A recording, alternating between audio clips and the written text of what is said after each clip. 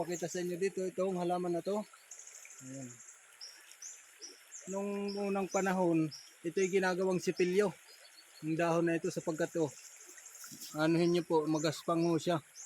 Pwede panlinis talaga yan. Ito ang ginagamit namin noong araw. Nung hindi pa uso ang toothbrush. Hindi totoo yan. Sipilyo. Bola lang yan. Dito sa ilog, naliligo, kumakain. Yung kahoy na yan, malaki yung kahoy na yan. Ayan.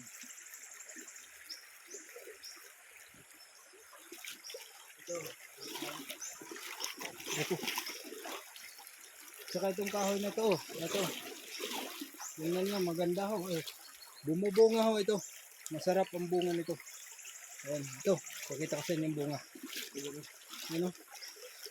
Ayan, ito ang kahoy na to. Ayan. At ito ang bunga niya. Hindi, bakit di makita? Ayan, nakita mo yung pula na yan. Sa kahoy na yan. Yan po ang bunga niya. Pagkasarap ho niyan. Yung kaibigan ko dati, mahilig kumain yan.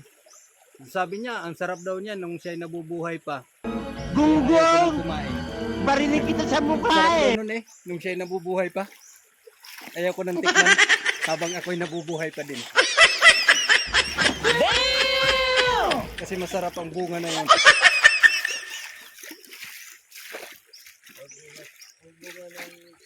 Papaya.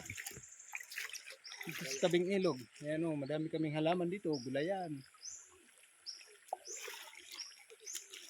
Ayan, ito nga pala yung kahoy na hinahanap ko.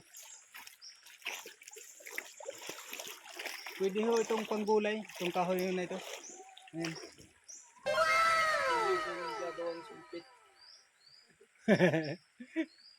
Yung talbos ho nito. Nagugulay kaso. Ang taas naman eh. Hindi kumabot. Yan. Hindi kumabot yung kahoy nito. Teka lang mamaya.